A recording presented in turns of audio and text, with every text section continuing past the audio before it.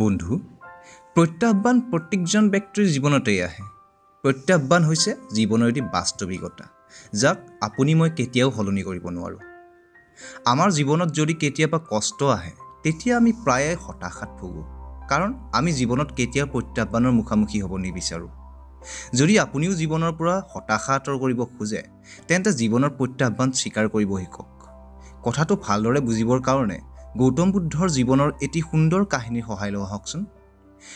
বন্ধু, কাহিনীটো অন্তলৈকে চাব, যাতে আপুনিও হতাশাৰ পৰা মুক্ত হ'ব পাৰে।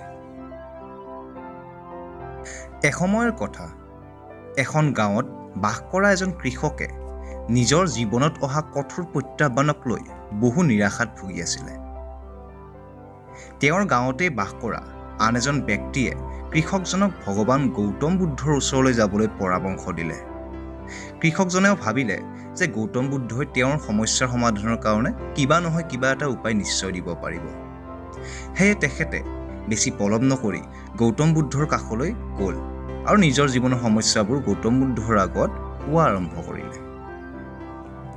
কৃষকজনে ভগৱান বুদ্ধৰ আগত ক'লে, ভগৱান বুদ্ধ, মই এজন কৃষক।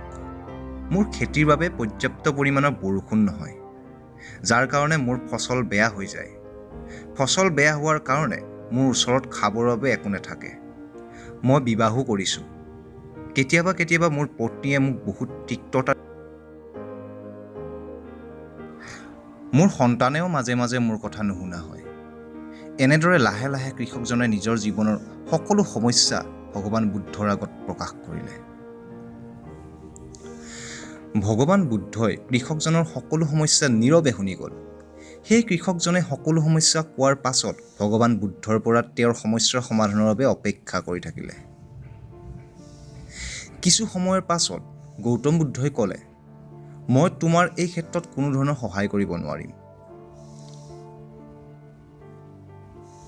ভগৱান বুদ্ধৰ উত্তৰ শুনাৰ লগে লগে কৃষকজনে ক'লে, সকলোৱে কয় আপুনি সকলো সমস্যাৰ সমাধান কৰিব পাৰে বুলি, তেন্তে আপুনি মোৰ সমস্যাৰ সমাধান কিয় কৰিব নোৱাৰিব?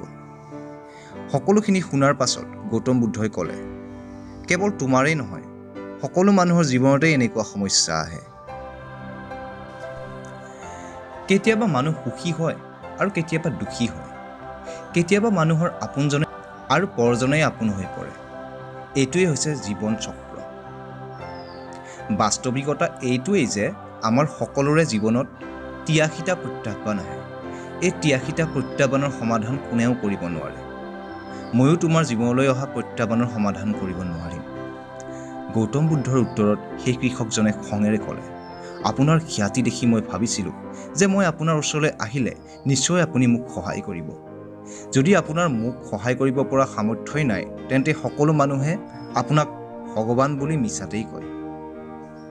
আপোনাৰ তুলনাত এবছৰ পূৰ্বে মোৰ ঘৰলৈ অহা পুৰোহিতজনেই শ্ৰেষ্ঠ আছিলে, যিজনে মোৰ ঘৰত যজ্ঞ কৰিছিলে, যাৰ বাবে মই তেখেতক দান বৰঙণিও দিছিলোঁ। আৰু ইয়াৰ কাৰণেই মোৰ জীৱনলৈ কিছু সময়ৰ বাবে হ'লেও সুখ শান্তি আহিছিলে। কৃষকজনৰ এই কথা শুনি ভগৱান গৌতম বুদ্ধই সুধিলে, এই সকলোবোৰ কাৰ্য কৰাৰ পাছত তোমাৰ দুখ আঁতৰিলনে? কৃষকজনে উত্তৰ দিলে, দুখ আঁতৰা নাই, কিন্তু কিছু সময়ৰ বাবে সেই দুখবোৰৰ পৰা ৰেহাই পাইছিলোঁ। যদি আপুনি এই সৰু সৰু সমস্যাবিলাক সমাধান কৰিব নোৱাৰে, তেন্তে আপোনাৰ এই শিক্ষাবিলাক কোনো কামত নাহে। কৃষকজনে উত্তৰ দিলে। কৃষকজনৰ এই কথা শুনি গৌতম বুদ্ধই ক'লে, মই তোমাৰ জীৱনৰ ৮৩টা সমস্যাৰ সমাধান কৰিব নোৱাৰিম, কিন্তু ৮৪তম সমস্যাটোৰ সমাধান নিশ্চয় কৰিব পাৰিম। কৃষকজনে আচৰিত হৈ ক'লে, ৮৪তম সমস্যা? এইটো কি প্ৰকাৰৰ সমস্যা? গৌতম বুদ্ধই ক'লে, এই সমস্যাটো হৈছে তুমি তোমাৰ জীৱনত কেতিয়াও সমস্যা অহাটোৱেই নিবিচাৰা। এই সমস্যাটোৰ বাবেই তোমাৰ জীৱনত বাকী সকলোবোৰ সমস্যাৰ সৃষ্টি হৈছে। সকলো মানুহৰ জীৱনতে সমস্যা আহে। সকলো লোকৰেই নিজৰ সমস্যা বেলেগতকৈ ডাঙৰ আৰু প্ৰত্যাহ্বানমূলক বুলি ভাবি লয়। তোমাৰ জীৱনৰ ৮৪তম সমস্যাটো এইটোৱেই যে তুমি কেতিয়াও তোমাৰ জীৱনত দুখ অহাটোৱেই নিবিচাৰা। জীৱনত সুখ দুখ আহিয়েই থাকে, ইয়াক কোনেও বাধা দিব নোৱাৰে। কিন্তু ইয়াৰ পৰা কিছু ওপৰলৈ গৈ গভীৰভাৱে বিশ্লেষণ কৰি এনেকুৱা ব্যৱস্থা কৰিব পৰা যায় যে আপোনাৰ জীৱনত সুখ দুখৰ কোনো প্ৰভাৱেই নপৰিব। তুমি মাত্ৰ বুজিব লাগিব যে সকলোৰে জীৱনতেই প্ৰত্যাহ্বান আহে। ইয়াক লৈ শংকিত হ'বলগীয়া নাই। ভগৱান বুদ্ধৰ কথা শুনি কৃষকজনে বুদ্ধৰ আগত ক্ষমা খুজিলে আৰু ক'লে, ইমান সৰু কথাটোৱেই মই আজিলৈকে বুজিব পৰা নাছিলোঁ। এতিয়াৰে পৰা মই সুখ দুখ জীৱনলৈ অহা এটুকুৰা মেঘৰ দৰে বুলি ভাবি লৈ জীয়াম।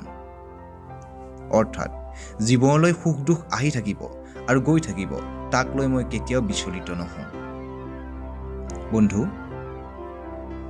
এই কাহিনীটো ইমানতে অন্ত পৰিলে।